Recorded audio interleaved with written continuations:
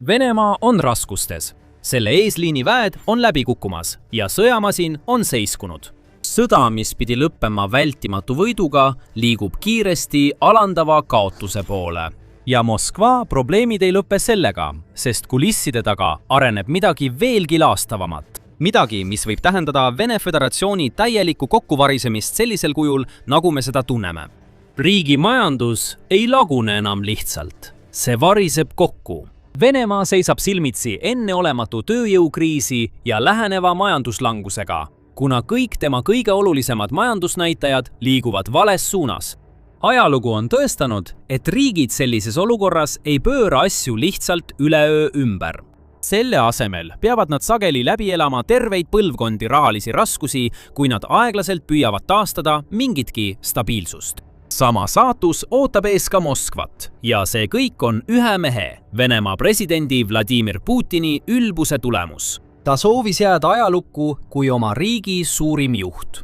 Selle asemel võib teda mäletada hoopis kui meest, kes hävitas Venemaa lõplikult. Ja kuigi Putini hooplemine ja suurustamine mattis need tihti enda alla, on majanduseksperdid juba aastaid häirekella löönud. Nad teadsid, et see juhtub varem või hiljem. Hetkest, mil Vene tankid ja väed ületasid Ukraina piiri, hakkas tiksuma tagasiloenduse kell. Sellest hetkest alates oli Moskva ühesuunalisel teel katastroofi poole. Ainus küsimus oli, kui pikk see tee saab olema. Kui kaua läheb aega, kuni riigi varakamber tühjeneb ja see hakkab tõeliselt tundma oma hoolimatuse tagajärgi.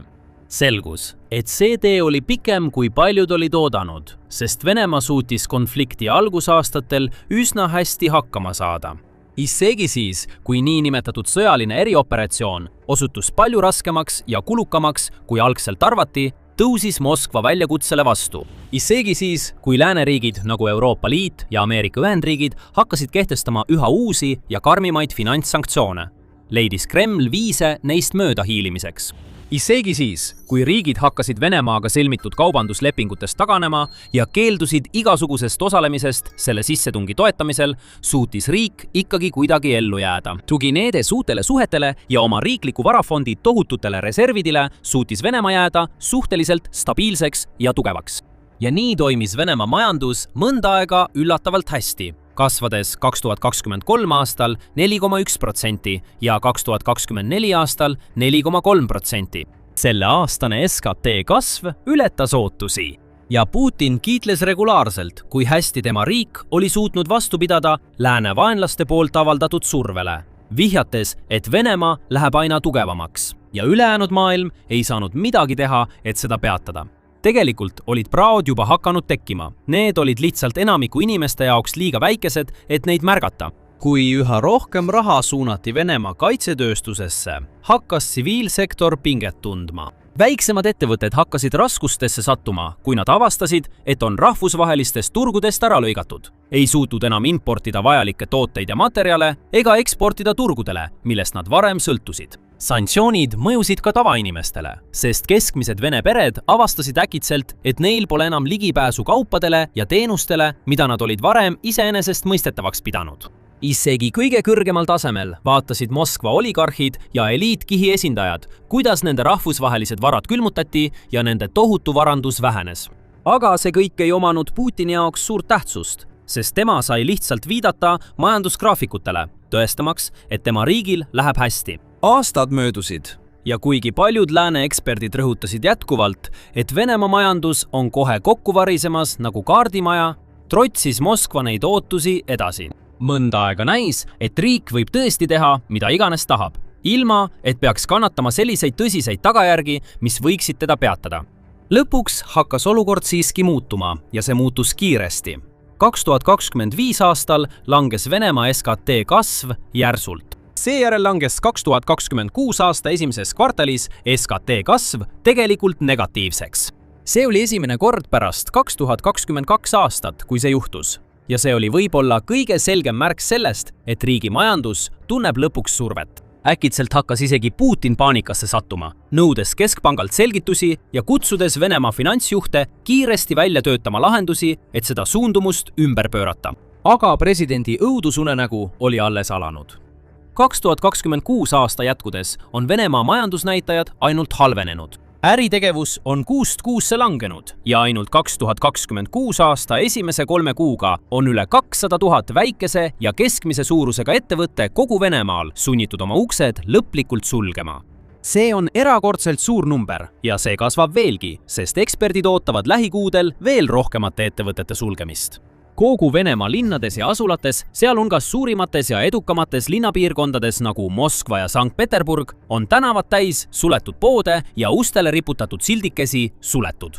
Piirkonnad, mis olid kunagi täis õitsevaid ettevõtteid, tunduvad üha enam elutute kummituslinnadena, kus on lukustatud uksed, tühjad aknad ja tolmused jäänused poodidest ja firmadest, mida enam lihtsalt ei eksisteeri. See on sünge vaatepilt, kuid see on ka Kremli rahuldamatu sõjanälja loomulik ja vältimatu tagajärg.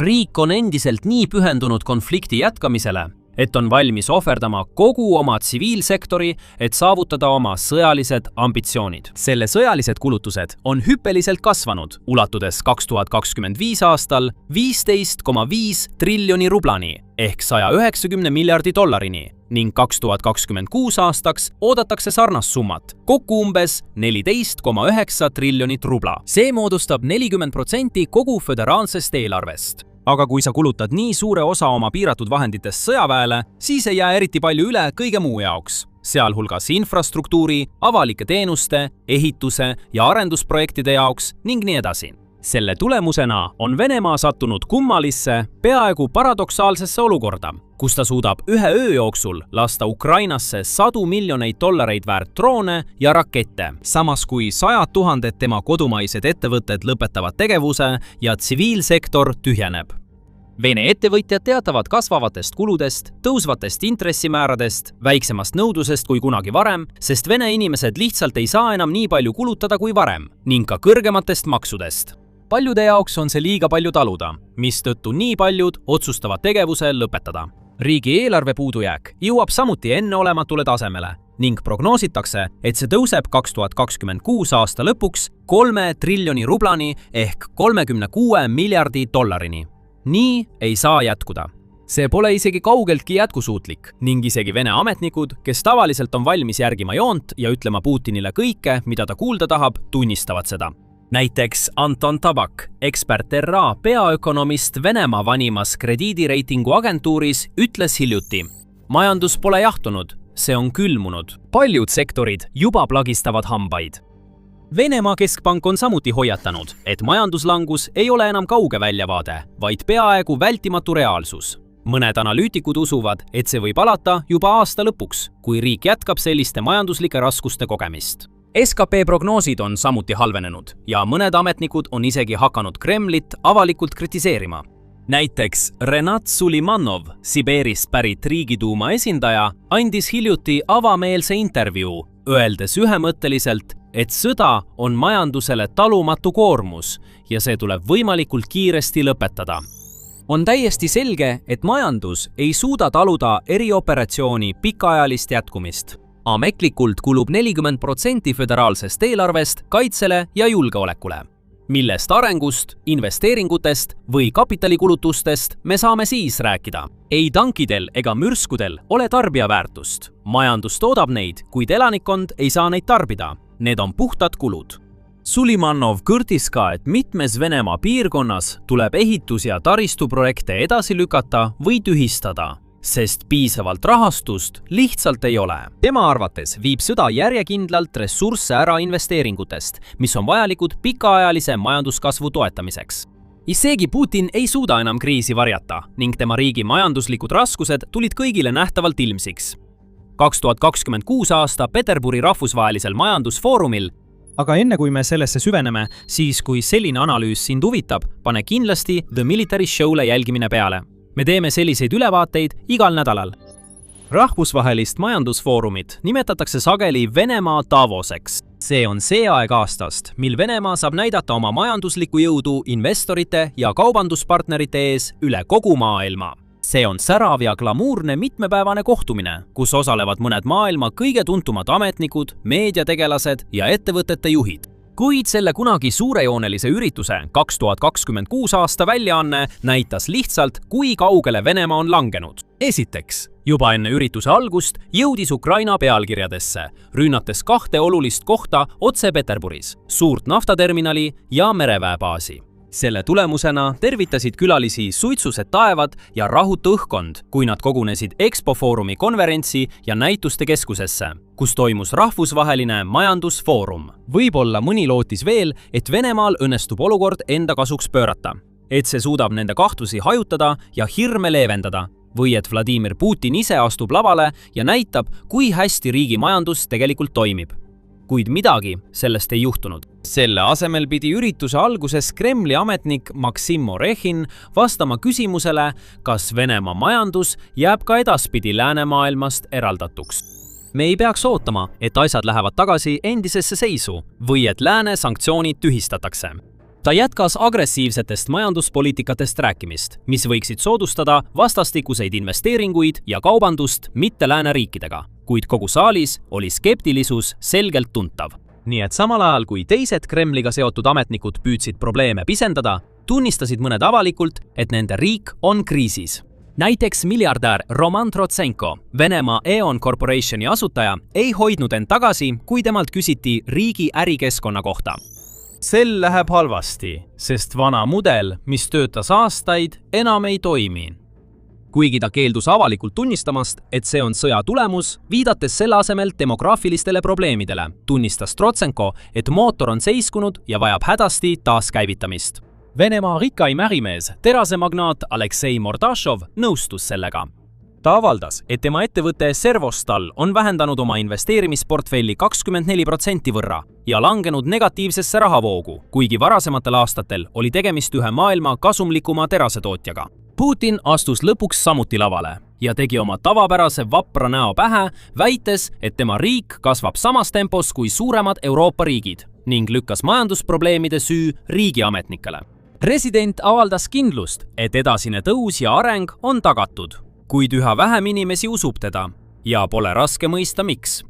Ükski Kremlist lähtuv propaganda ei suuda varjata vene inimeste tegelikku elu. Iga päev lähevad nad oma linnadesse ja näevad, kuidas üha rohkem kohalikke ettevõtteid suletakse.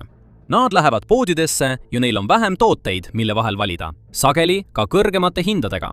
Nad kuulevad sõpradelt, perelt ja naabritelt lugusid ebaõnnestunud äriettevõtmistest või jalutavad oma kodupiirkonnas ning näevad puudulike infrastruktuuri investeeringute ja seiskunud ehitusprojektide tagajärgi.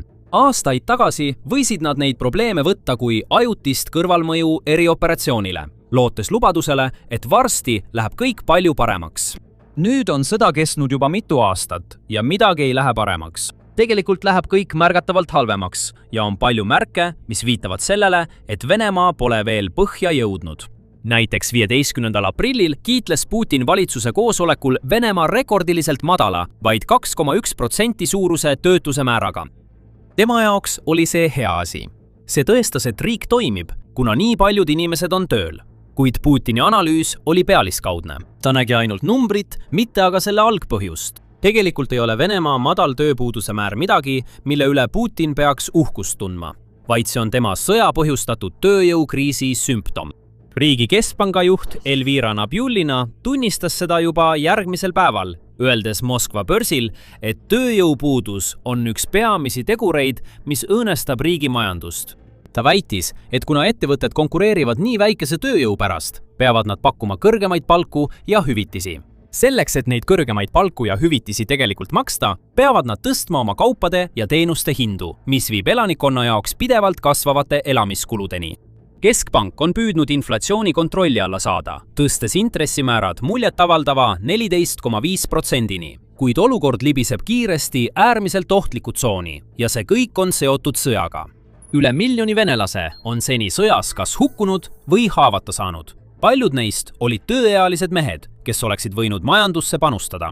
Nad oleksid võinud alustada oma ettevõtteid erinevates valdkondades või anda oma panuse ühiskonda muul moel, töötades näiteks ehituses, põllumajanduses ja logistikas. Selle asemel saadeti nad Ukrainasse surema, olles kahuriliha sõjamasinale, mis kuhugi ei jõua. Sõja tõttu on ka ränne märkimisväärselt vähenenud. Nagu paljud teisedki riigid, hakkas Venemaa aastate jooksul tugevalt sõltuma võõrtööjõust. eriti kuna tema enda elanikkond on alates 1992 aastast olnud lakkamatus languses. Venemaa tõi sisse miljoneid inimesi, peamiselt Kesk-Aasia riikidest nagu Usbekistan ja Tadžikistan, et tööjõudu täiendada. Kuid pärast sõja algust on üle miljoni inimese lahkunud. Mõned survestati liituma Vene armeega, teised otsustasid põgeneda ja alustada uut elu mujal või naasta oma kodumaale. Paljud on otsinud ka teisi sihtkohti, reisides näiteks Türgisse ja Pärsia lahe riikidesse. Ka see on jätnud Venemaale vähem tööjõudu, kellele loota. Lisaks sellele, kuna sõda veel kestab, on Venemaa meeleheitlikult suurendanud oma värbamispüüdlusi ja püüab tuua igal kuul umbes 30 000 uut sõdurit oma sõjaväe ridadesse. See tähendab, et tööealine elanikkond kahaneb pidevalt konflikti tõttu ning enam kui 1 miljon Venemaa parimat ja andekamat inimest on vabatahtlikult riigist lahkunud, et alustada uut elu mujal. Lõpuks on veel see, et Venemaa kaitsetööstus on kasvanud nii suureks ja mõjukaks, et on endasse imenud alles jäänud töötajad, jättes üha vähem inimesi oluliste rollide täitmiseks teistes sektorites, nagu tervishoid, haridus ja tootmine.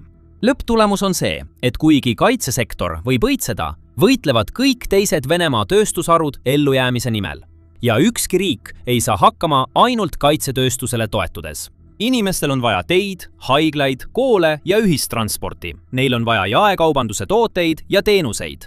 Neil on vaja põllumehi, kes kasvatavad põllukultuure ja tarnefirmasid, kes veavad olulisi kaupu ühest kohast teise, eriti nii suures riigis nagu Venemaa. Nad vajavad, et elu toimiks ja jätkuks, sõltumata sellest, kas kuskil sadade või isegi tuhandete miilide kaugusel käib sõda või mitte. Vladimir Putin näib aga olevat selle kõik unustanud. Ta on täielikult sõjast haaratud, nii et miski muu ei loe. Nagu tunnustatud sõjaväeanalüütik professor Michael Clark hiljuti Sky Newsi intervjuus selgitas, on lahinguväli saanud Venemaa juhi jaoks kõige olulisemaks ja ainsaks eesmärgiks. Kõik tõendid näitavad, et Vladimir Putin ei tee enam midagi sisepoliitilisel rindel. Ta on nagu kõik sõjajuhid. Ta on sõjapealik ja on sõjast kinnisidees ning sekkub liiga palju, täpselt nagu Hitler. Ta ütleb kindralitele, mida nad peaksid ja ei peaks tegema. Suurem osa tema ajast kulub sellele, mida ta ise peab sõja juhtimiseks, sest see on tema sõda. See on tema koht ajaloos, olgu see siis hea või halb. Ta kas läheb ajalukku kui veel üks suur Vene juht, mida ta ise soovib, või jääb ta meelde kui täielik katastroof Venemaa jaoks. Üha enam viitavad kõik tõendid sellele teisele võimalusele. Vladimir Putin pole mitte ainult rikkunud omaenda võimalusi minna ajalukku ikoonilise juhina, kellena ta end näeb, vaid ta on rikkunud ka Venemaa võimalused igasuguseks eduks või majanduskasvuks aastateks kui mitte aastakümneteks. Tema kangekaelsus on lasknud sellel sõjal kesta liiga kaua. Tema hoolimatus on viinud kaitsekulutused jätkusuutmatult kõrgele tasemele.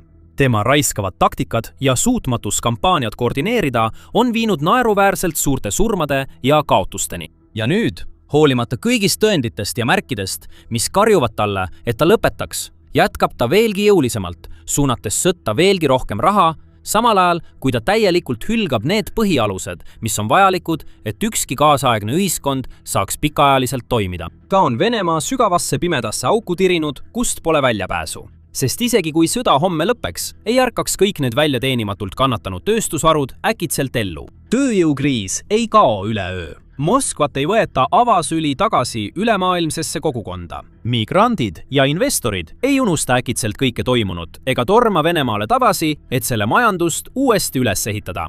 Need on sellist tüüpi probleemid, mis jäävad kestma. Need on haavad, mis jätavad eluaegsed armid. Need on väljakutsed, mille ületamisega isegi kõige edukamad riigid maadlevad. Ja see kõik on Putini süü. Nüüd saate sellest videost rohkem teada Venemaa presidendi saatuslike vigade kohta. Või kui soovite näha, kuidas Ukraina väed kasutavad oma vaenlase nõrkust ära, vaadake hoopis seda videot. Ja lõpuks kindlasti tellige The Military Show kanal, et näha rohkem sellist sisu.